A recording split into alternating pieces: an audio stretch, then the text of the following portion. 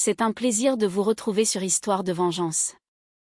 L'histoire d'aujourd'hui se déroule en France, en banlieue parisienne. Je m'appelle Claire Lefebvre et le matin de l'entretien le plus important de ma vie, ma sœur m'a poussée dans un placard et a tourné la clé dans la serrure. Au début, j'ai vraiment cru qu'elle plaisantait. J'étais debout dans mon tailleur, porte-documents à la main, répétant mes réponses dans ma tête quand la porte a claqué derrière moi, et le clic du verrou a tout anéanti. L'obscurité m'a avalé si vite que j'ai eu l'impression d'avoir été effacée. J'ai martelé la porte avec mon poing, le bois vibrant sur ses gonds. Ce n'est pas drôle. Ouvre, ai-je crié, en essayant de garder une voix stable. Dehors, je l'ai entendu rire. Ce rire facile et insouciant avec lequel j'avais grandi. Toujours récompensé, toujours adoré. Détends-toi, a-t-elle dit, sa voix étouffée mais suffisante. On s'en fiche d'un entretien. Je te laisse sortir dans 1 heure. Tu dramatises tout, comme d'habitude. 1 heure. Mon entretien était dans 40 minutes, à l'autre bout de Paris. Mon cœur s'est mis à battre la chamade. Ma respiration est devenue courte. Ma tête tournait, envahie par les images de toutes les nuits blanches que j'avais passées à me préparer. Les années où l'on m'avait dit que je n'étais pas assez bien. La promesse silencieuse que je m'étais faite que ce serait enfin mon moment. Puis la voix de ma mère est arrivée, calme et lasse, comme si nous nous disputions pour la télécommande. Si ce n'est pas celui-là, ce sera un autre, a-t-elle dit. Tu échouerais probablement de toute façon. Pourquoi perdre du temps à stresser tout le monde? Leurs rires se sont mélangés. Celui de ma sœur, vif et ravi. Celui de ma mère, fatigué et dédaigneux, comme une bande-son que j'avais entendue toute ma vie, mais que soudainement, je ne pouvais plus supporter. Je suis restée silencieuse, pressant mon front contre la porte froide, mes doigts se resserrant sur mon téléphone dans ma poche. Dans ce silence, quelque chose en moi s'est brisé puis s'est remis en place, comme un os qui finit de se casser pour pouvoir être correctement soigné, car je savais qu'il n'y aurait pas d'entretien. Et je savais, avec une clarté qui me faisait presque peur, que cette blague allait leur coûter bien plus cher qu'ils ne l'avaient jamais imaginé. Avant que je vous raconte ce que j'ai fait à ma sœur et à mes parents et comment cette blague est revenue détruire tout ce qu'ils tenaient pour acquis, dites-moi quelle heure il est pour vous en ce moment et d'où vous regardez. Je suis sincèrement curieuse de voir jusqu'où cette histoire voyagera. Pour vraiment comprendre pourquoi ce verrou a tourné si facilement, il faut voir le matin qui a précédé. Toutes les petites coupures qui sont venues bien avant la blessure qui a finalement saigné. Quelques heures plus tôt, je suis entrée dans la cuisine de notre maison en banlieue de Paris, déjà vêtue de ma tenue d'entretien. Mes paumes étaient moites, mon estomac un nœud de café et de stress. Mais je m'étais forcée à sourire. Aujourd'hui était censé être le jour où ma vie changerait. Mes parents étaient à table, leur attention rivée sur ma sœur, Manon, qui faisait défiler son téléphone comme si le soleil se levait et se couchait dans ses notifications. Elle portait un sweat à capuche oversize, les cheveux en chignon décoiffés. Pas un seul souci au monde. Pourquoi s'en ferait-elle quand le monde continuait de lui offrir ce qu'elle voulait sur un plateau? Bonjour, ai-je dit, hésitant près du frigo, attendant que quelqu'un lève les yeux. Ma mère ne l'a pas fait. Mon père m'a jeté un regard, ses yeux balayant mon tailleur comme si j'étais une enfant qui jouait à se déguiser. Oh, tu es sur ton 31, a-t-il dit, en attrapant déjà sa tasse. Tu vas où? J'ai dégluti. Nous en avions parlé. Je leur avais montré l'email, le site de l'entreprise, le planning 2 fois. L'entretien, lui ai-je rappelé, pour le programme d'excellence, celui pour lequel je me prépare depuis des semaines. Ma sœur a ricané doucement dans ses céréales, sans même prendre la peine de lever les yeux. Ah oui, le grand entretien, a-t-elle dit, mimant des guillemets en l'air. Tu dis ça chaque fois que tu parles à un recruteur sur Teams. Ma mère a finalement levé les yeux de son téléphone, seulement pour lever les siens au ciel. Ne commence pas à faire des histoires, Claire, a-t-elle dit. Tu fais de tout un drame. C'est juste un rendez-vous. Si ça ne marche pas, ça ne marche pas. C'est drôle, quand il s'agissait de ma sœur, rien n'était jamais juste quelque chose. Quand elle a été admise dans l'école de ses rêves, ils ont organisé une fête si grande que les voisins se sont plaints du bruit. Quand elle a décroché un stage insignifiant, ils en ont parlé pendant des mois comme si elle avait été nommée PDG. Moi, j'étais celle qui payait discrètement les factures, enchaînait les petits boulots, étudiait dans mon coin pendant qu'ils se vantaient d'elle auprès de quiconque voulait bien les écouter. Je me souviens, à 14 ans, de l'avoir vue accepter au club de théâtre après avoir séché la moitié des auditions parce qu'elle était naturellement talentueuse. J'avais auditionné pour le même club cette semaine-là, j'avais mis tout mon cœur sur cette scène, et personne ne m'a même demandé comment ça s'était passé. Ils ont juste demandé à ma sœur de leur montrer sa nouvelle tirade. Alors que je beurrais ma tartine ce matin-là, ma main tremblait un peu. Ce n'est pas juste un rendez-vous, ai-je dit, en essayant de garder ma voix calme. Ça pourrait changer ma carrière. Ils ne choisissent qu'une poignée de personnes dans toute la France. Et qu'est-ce qui te fait croire qu'ils te choisiront toi ? A demandé ma sœur, levant enfin les yeux, un sourire narquois au coin des lèvres. C'était une blague en surface, mais il y avait autre chose. Une lueur de défi, peut-être même de peur, comme si l'idée que je puisse réussir était menaçante. Pendant une brève seconde, je l'ai vue. Son expression se durcir quand j'ai mentionné que c'était une grande entreprise du CAC 40, la façon dont ses doigts se sont crispés sur sa cuillère. Était-elle vraiment inquiète que je puisse lui faire de l'ombre pour une fois ? Mon père a gloussé, inconscient ou feignant de l'être. Allez, ne taquine pas ta sœur, a-t-il dit, mais son ton était léger, indulgent. Tu sais comme elle est sensible. Sensible. Encore ce mot. Chaque fois que je protestais, chaque fois que je disais « ce n'est pas juste », je n'étais pas honnête ou raisonnable. J'étais juste sensible. C'est peut-être pour ça que j'ai passé des années à me demander si j'étais le problème. Est-ce que j'exagérais ? Étais-je jalouse sans raison ? Est-ce que toutes ces années à être dans l'ombre étaient simplement ma destinée ? L'air à table était lourd, ma poitrine serrée. J'ai bu une gorgée de café pour gagner un instant, goûtant une amertume qui ne venait pas seulement du breuvage. J'ai travaillé très dur pour ça, ai-je dit doucement. Je veux juste que vous soyez fiers. Les yeux de ma sœur ont brillé. On sera fier si tu ne pètes pas un câble et ne te ridiculises pas, a-t-elle dit d'un ton mielleux. Ne va pas pleurer dans les toilettes s'ils disent non. D'accord. Un petit rire a échappé à mon père. Il ne voulait pas être cruel. C'était ça le pire pour lui. Ce n'était que de l'amusement inoffensif. Ma mère a souri vaguement, déjà en train de faire défiler son écran. Ne lui mets pas la pression. Elle est déjà assez nerveuse comme ça. Les mots se sont posés sur mes épaules comme un poids supplémentaire. Nerveuse, sensible, excessive. C'était la version de moi qu'ils avaient choisie, et ils n'arrêtaient pas de me la servir jusqu'à ce que je finisse presque par y croire moi-même. Mais sous l'humiliation, sous la piqûre de leur mépris désinvolte, quelque chose de plus vif s'est agité. Une question que j'osais à peine m'avouer.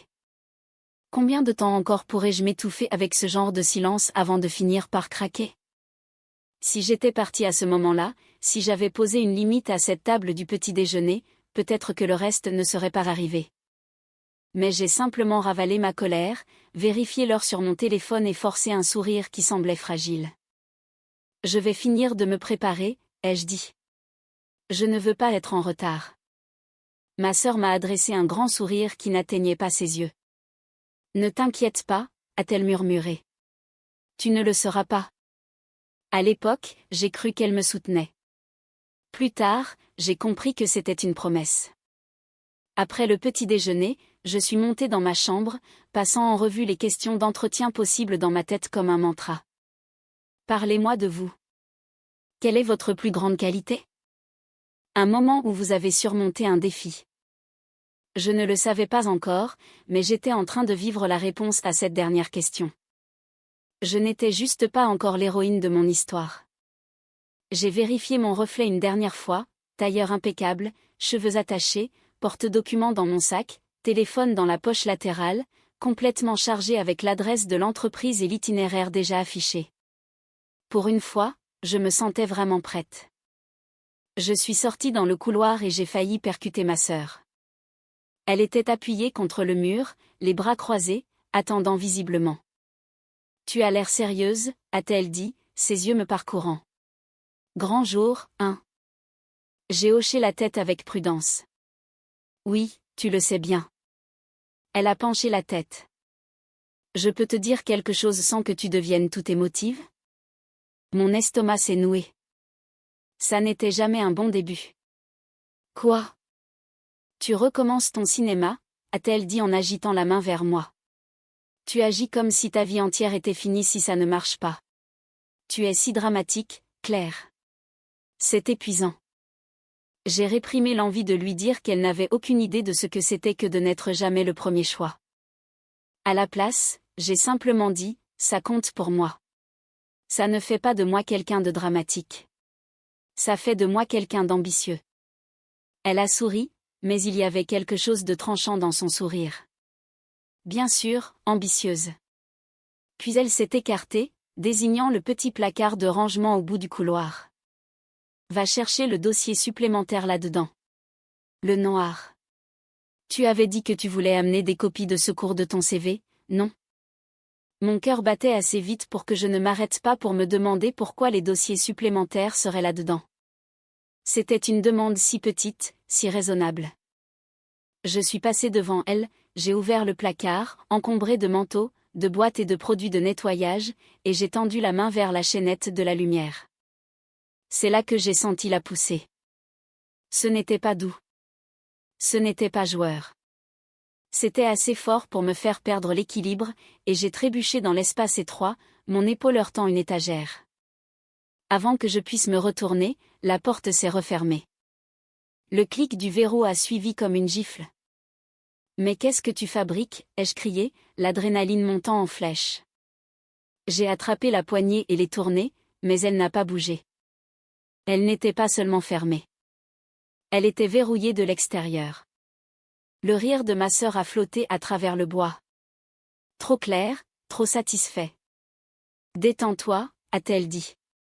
Tu es si tendu. Tu me remercieras plus tard quand tu ne feras pas une crise de panique dans un bureau parce que tu y tiens trop. La panique m'a grimpé à la gorge. J'ai martelé la porte. Ouvre. Je suis sérieuse. Ce n'est pas une blague.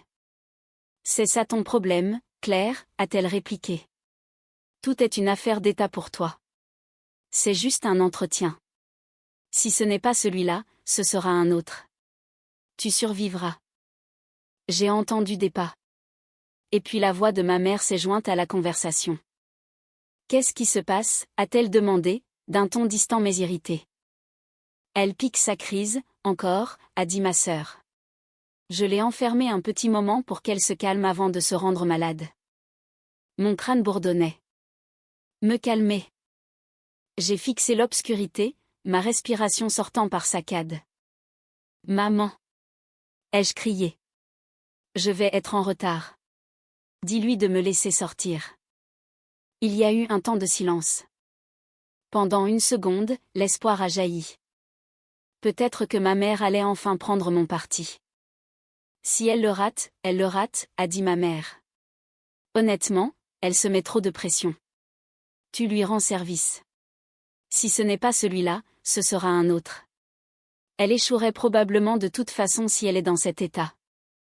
Leurs mots se sont glissés sous la porte comme du poison. Voilà. La vérité. Il ne prenait même pas la peine de l'enrober quand il pensait que je ne pouvais rien y faire.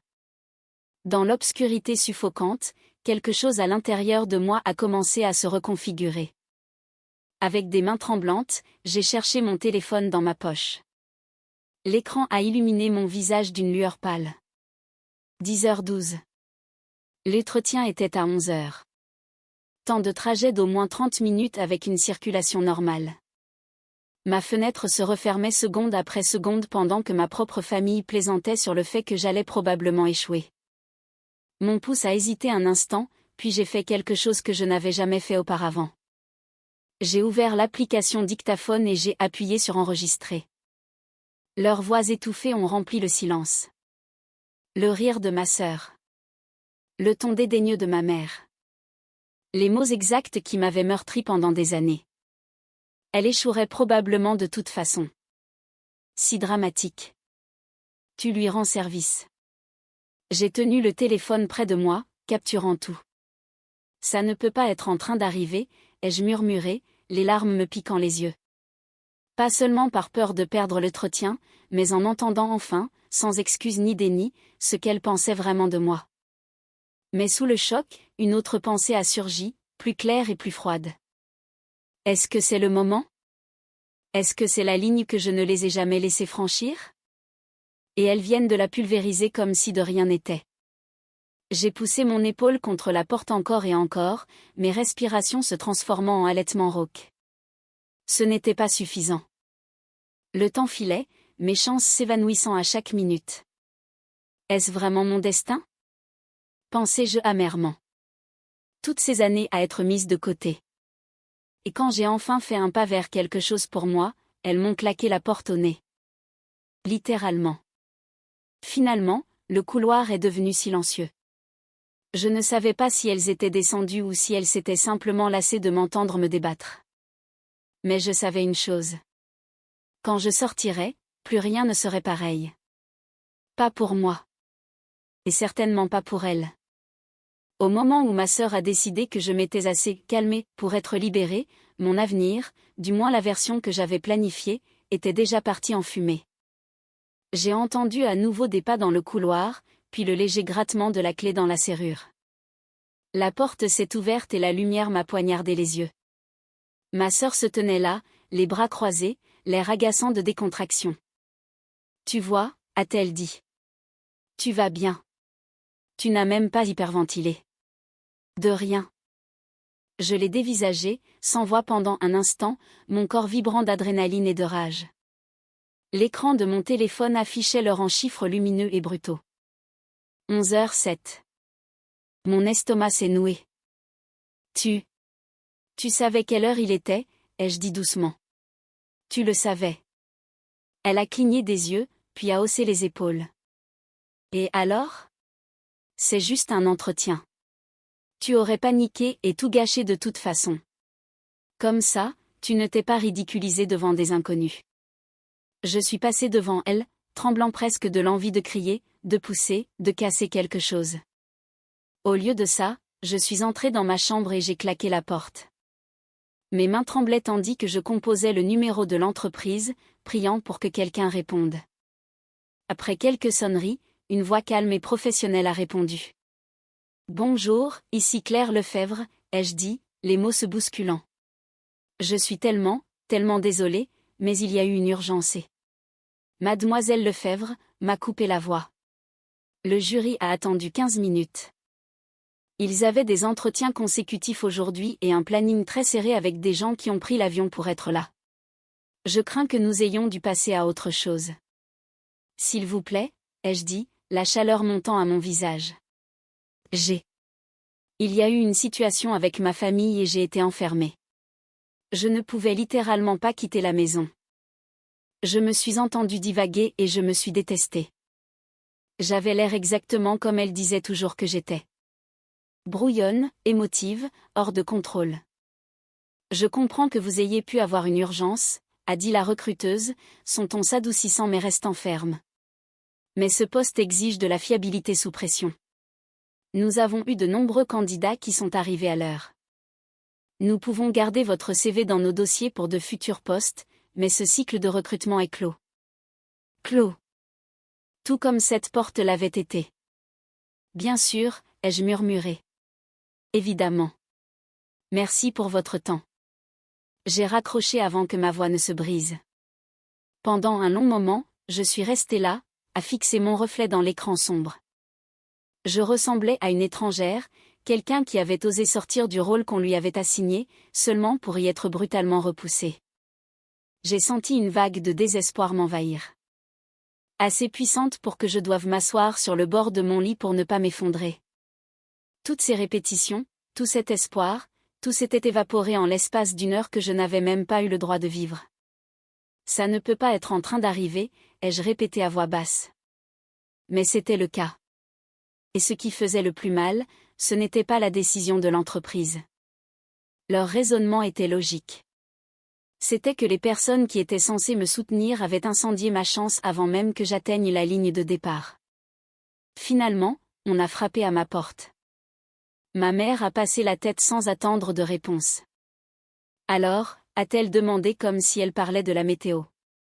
Comment s'est passé l'entretien? Je l'ai regardée fixement. Pendant une seconde, je me suis demandé si elle avait vraiment oublié ce qu'elles avaient fait. Puis je l'ai vue. L'éclair de culpabilité rapidement enfoui sous l'agacement. Elles savaient. Elles savaient toutes les deux. Je l'ai raté, ai-je dit d'une voix neutre, parce que j'étais enfermée dans un placard. Les yeux de ma mère se sont durcis, sur la défensive. Tu dramatises encore. Ta sœur essayait juste de t'aider à te calmer. Tu t'emportes pour un rien. Tu aurais pu appeler et décaler. J'ai appelé. J'ai dit qu'ils ne pouvaient pas. Ils ont fait venir des gens de loin pour ça. Je l'ai raté. C'est fini. À cause de toi. À cause d'elle. Sa bouche s'est pincée en une ligne fine. Surveille tonton, a-t-elle lancé sèchement. Ne nous blâme pas pour ton manque d'organisation. Si tu étais si juste au niveau du timing, peut-être que tu n'étais pas prête de toute façon. Quelque chose en moi, quelque chose de petit et de timide, est finalement mort à ce moment-là. La partie qui continuait à leur trouver des excuses, qui murmurait, peut-être qu'elle ne le pense pas.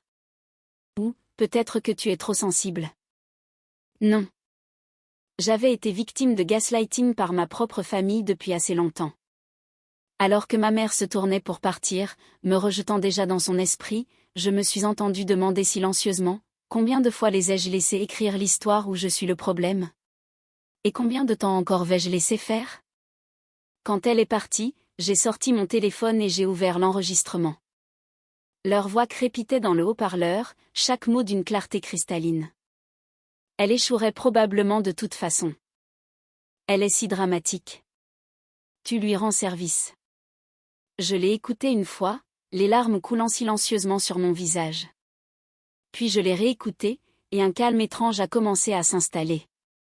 Ce n'était plus seulement de l'humiliation. C'était une preuve. La preuve du peu de confiance qu'elles avaient en moi. La preuve que je n'imaginais pas la cruauté. Mon désespoir n'a pas disparu, mais il s'est transformé. Il s'est durci en quelque chose de plus tranchant, non pas une dépression, mais une résolution. Je ne pouvais peut-être pas réparer ce qui s'était passé avec cet entretien, mais je pouvais décider de la suite. Et pour la première fois de ma vie, ma prochaine action n'allait pas viser à les mettre à l'aise. Cette nuit-là, je n'ai pas pu dormir. Chaque fois que je fermais les yeux, je revoyais le placard du couloir, le verrou, les chiffres lumineux de l'heure où j'avais raté ma chance.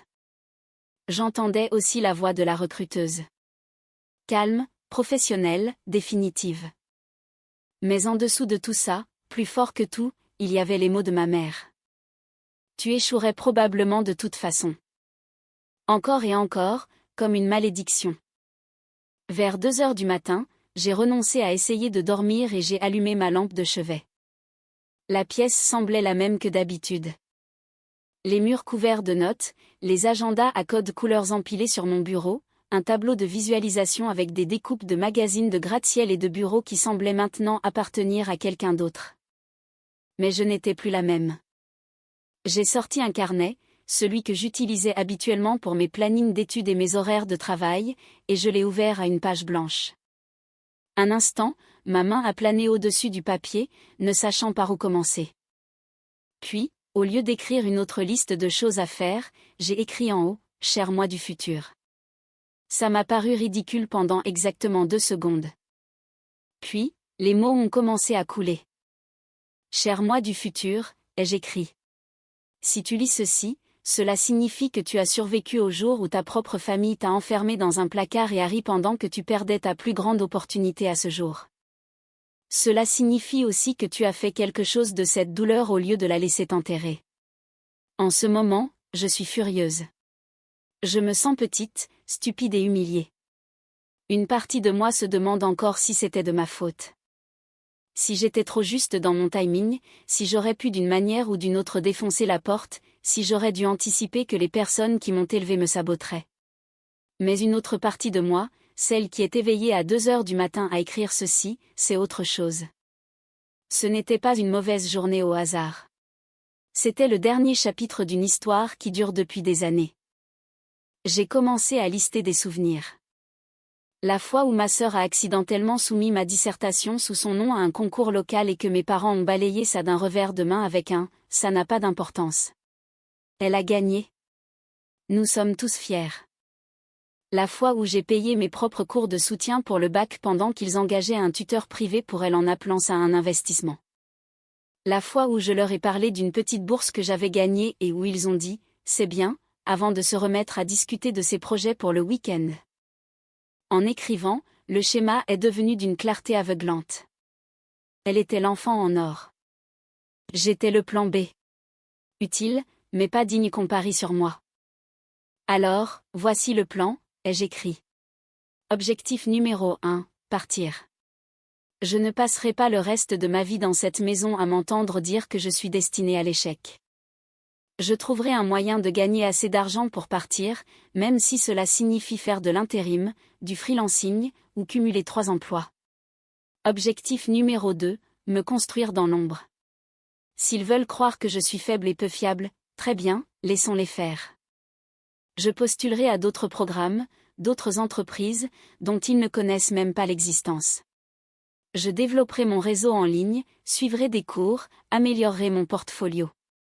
Je serai si préparé que lorsqu'une porte s'ouvrira, je ne me contenterai pas de la franchir. Je la défoncerai. Objectif numéro 3, ne pas oublier.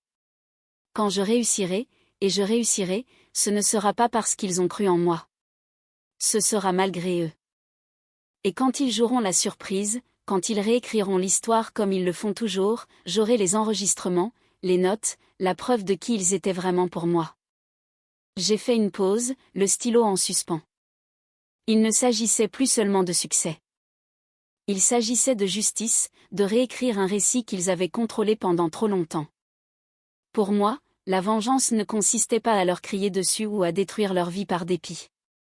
Elle consistait à vivre une vie si loin au-delà de ce dont ils me pensaient capables que leurs propres mots leur sembleraient ridicules. Mais si je suis honnête, il y avait aussi une part plus sombre. Une part qui voulait qu'ils se sentent petits pour une fois.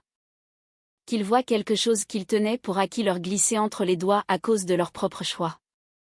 Comme invoqué par cette pensée, mon téléphone a vibré. Un texto de ma sœur. Toujours fâché? Tu es ridicule. J'essayais de t'aider. Tu me remercieras quand tu ne seras pas coincé dans un boulot de bureau guindé.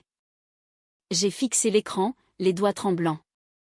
Autrefois, j'aurais soit explosé, soit je me serais excusé juste pour maintenir la paix. Cette fois, je n'ai fait ni l'un ni l'autre. J'ai ouvert l'enregistrement vocal à la place et les réécouté. Son rire, l'approbation de ma mère, leur mépris pour tout mon avenir. Puis je suis retourné à mon carnet et j'ai ajouté 2 lignes sous l'objectif numéro 3. Objectif bonus numéro 4, m'assurer qu'ils comprennent ce qu'ils ont fait. Pas par des cris, mais par des conséquences. Objectif bonus numéro 5, m'assurer que ma sœur apprenne que me voler mes chances signifie perdre les siennes. À partir de cette nuit-là, ma vie s'est divisée en 2. En surface, j'ai continué mes routines, aller à mon job à temps partiel, aider à la maison, jouer le rôle de la sensible qui avait surréagi. En dessous, dans les moments calmes et les nuits tardives, je construisais quelque chose qu'ils ne pouvaient pas voir.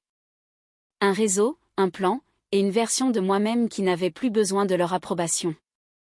Et alors que j'envoyais des candidatures à des programmes dans des villes dont ils n'avaient jamais pris la peine d'apprendre le nom, je suis tombée sur quelque chose d'inattendu, une offre dans une entreprise qui non seulement correspondait à mes compétences, mais qui, comme le destin le voulait, croisait le chemin soigneusement tracé de ma sœur.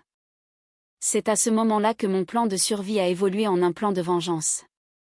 3 mois plus tard, j'étais assise dans le hall d'accueil vitré d'une nouvelle entreprise, attendant le dernier tour d'un programme de développement de leadership auquel j'avais postulé en secret. Personne à la maison ne le savait, surtout pas ma sœur. J'avais réussi les tests, l'étude de cas, et pour la première fois, je me sentais à ma place dans une pièce pleine de gens ambitieux. Une coordinatrice nous a dit qu'ils attendaient juste la dernière candidate. Puis les portes se sont ouvertes et Manon est entrée. Coiffure parfaite, tenue parfaite, confiance parfaite. Jusqu'à ce qu'elle me voie. Son visage s'est figé. Qu'est-ce que tu fais là, a-t-elle sifflé. La même chose que toi, ai-je dit calmement. Dernier tour d'entretien. Elle s'est penchée plus près, la voix basse. Tu sais qu'ils n'ont que quelques places, n'est-ce pas? L'une de nous deux va perdre. Il y a des mois, cette phrase m'aurait anéanti. Maintenant, elle ne faisait que clarifier le champ de bataille. Que la meilleure gagne, ai-je répondu. Nous nous sommes retrouvés dans des salles différentes, tournant entre des discussions de cas et des jurys. J'entendais des questions étouffées à travers les murs. Quelqu'un lui demandait comment elle gérait la pression, ce qui m'a presque fait rire. Dans mes sessions, j'ai parlé des revers honnêtement mais sans les nommer. Comment j'avais appris à me reconstruire sans soutien. Comment j'avais transformé les portes fermées en motivation. Pas de larmes, pas de drame, juste des faits et une résilience durement acquise. Lors de l'entretien individuel avec le directeur principal, il m'a interrogé sur le vide après mon diplôme. Je lui ai dit qu'une opportunité majeure était tombée à l'eau et qu'au lieu d'abandonner, j'avais utilisé ce temps pour acquérir de nouvelles compétences, travailler en freelance et faire du bénévolat. Il a hoché la tête et a dit qu'ils appréciaient les personnes capables de se reconstruire. Quand ce fut terminé, tous les candidats ont été rappelés dans le hall. Le directeur est sorti avec les RH et a commencé à lire les noms des personnes sélectionnées. Claire Lefebvre. Mon cœur a cogné. Je me suis levée, je lui ai serré la main, et j'ai entendu « Bienvenue à bord. Nous sommes ravis de vous avoir parmi nous. » Par-dessus son épaule, j'ai vu Manon, debout, attendant son nom. Il n'est jamais venu. Quand la liste s'est terminée, les candidats non retenus ont été remerciés et congédiés. Manon avait l'air d'avoir le monde qui s'écroulait. Dehors, elle m'a attrapé le bras. Ce n'est pas juste, a-t-elle lancé, les yeux brillants. Je travaille pour ça depuis des années. Maman et papa ont toujours dit que ce serait toi qui réussirais et que moi, j'échouerais probablement, ai-je terminé. Elle a dégluti difficilement. Tu vas leur dire que j'ai perdu, n'est-ce pas? C'était ça sa vraie peur. Pas l'échec, mais leur réaction. Je l'ai regardé dans les yeux. Je vais leur dire la vérité, ai-je dit doucement.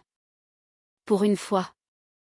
Quand je suis entrée dans le salon ce soir-là, mes parents étaient sur le canapé, la télé murmurant en fond. Te voilà, a dit mon père. Comment ça s'est passé? Ma mère a levé les yeux, s'attendant clairement à une autre déception. Je n'ai pas fait durer le suspense. Ils m'ont choisi, ai-je dit. J'ai été acceptée dans le programme. Je déménage dans 2 mois. Le choc les a frappés comme une vague. Ma mère a froncé les sourcils. Comment? Quand est-ce que tu as postulé? Pourquoi tu ne nous as rien dit? J'ai laissé échapper un petit rire sans joie.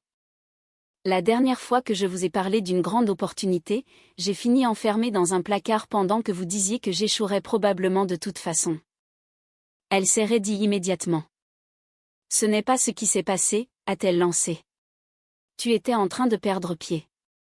Ta sœur essayait juste de t'aider à te calmer. J'ai sorti mon téléphone, ouvert le dictaphone, et appuyé sur lecture. Leurs propres voix ont rempli la pièce. Elle pique sa crise, encore. Tu lui rends service. Elle échouerait probablement de toute façon. Pourquoi perdre du temps? Le visage de mon père est devenu flasque. Celui de ma mère est devenu blême. Tu nous as enregistrés, a-t-il demandé. Vous m'avez enfermé, ai-je répondu d'une voix égale. Vous avez ri pendant que je perdais quelque chose d'énorme pour moi. J'avais besoin d'arrêter de douter de ma propre mémoire. Ma mère a essayé de se défendre, parlant de me protéger de la déception, insistant sur le fait que j'aurais pu décaler, mais les excuses sonnaient creux avec leur cruauté résonnant en fond. Vous ne me protégiez pas, ai-je dit. Vous protégiez votre idée de moi, la faible, la dramatique, celle qui reste en second plan pour ne pas menacer l'enfant en or. À ce moment précis, la porte d'entrée s'est ouverte. Manon est entrée, les yeux gonflés de larmes, et s'est figée en entendant la dernière ligne de l'enregistrement. Ma mère s'est tournée vers elle. Tu as vraiment enfermé ta sœur exprès? Le jour de son entretien, a-t-elle demandé. Le regard de Manon s'est posé sur mon téléphone. La réalisation l'a frappée. Bien sûr, tu l'as passé, a-t-elle marmonné. Tu adores faire de moi la méchante, n'est-ce pas? Tu as fait ça toute seule, ai-je dit. J'ai juste appuyé sur enregistrer. Mes parents étaient encore sous le choc, mais un autre coup est tombé quand ils ont appris qu'elle n'avait pas été sélectionnée pour le même programme. Ils ont choisi Claire, a murmuré ma mère comme si l'univers avait enfreint une règle familiale.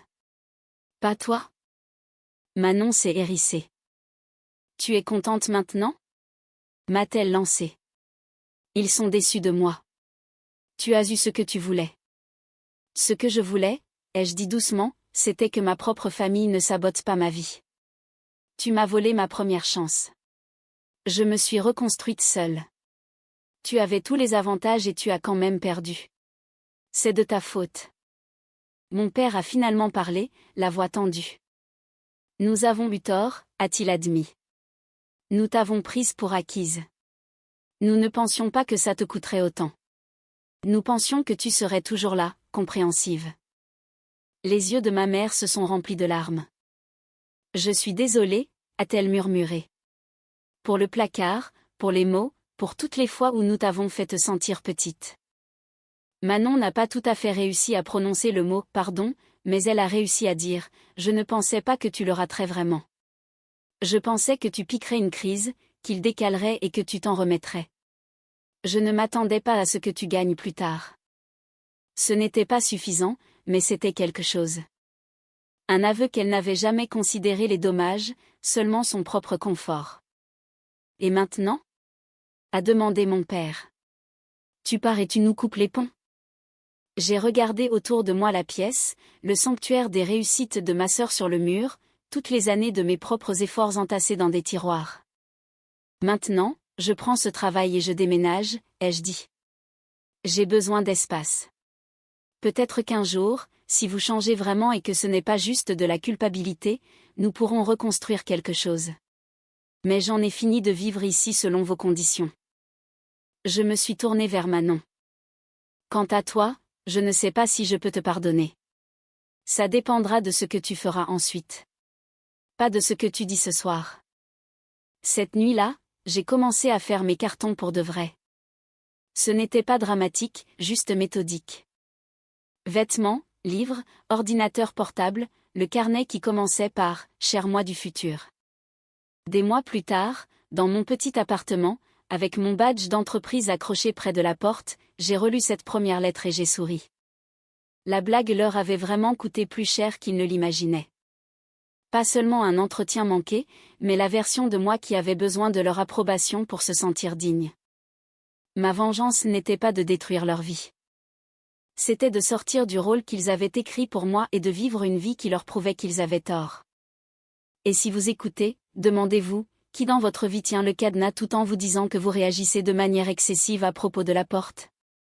Et quand allez-vous reprendre le contrôle de votre histoire? Notre équipe chez Histoires de Vengeance se consacre à la création d'histoires de vengeance puissantes et significatives qui sont entièrement fictives et conçues uniquement à des fins d'éducation et de réflexion. Nous nous engageons à utiliser ces récits pour partager de précieuses leçons de vie et des messages positifs avec notre public. Ce script souligne l'importance de l'estime de soi, de l'établissement de limites et de la reconnaissance des schémas familiaux toxiques au lieu de les normaliser. Il encourage les spectateurs à réfléchir à la manière dont la négligence émotionnelle et le favoritisme peuvent nuire à la confiance d'une personne et montre un chemin plus sain, la guérison, la croissance et le succès par ses propres efforts plutôt que par la pure vengeance. En fin de compte, il enseigne que la forme de vengeance la plus puissante est de se construire une vie meilleure tout en brisant le cycle de l'abus émotionnel.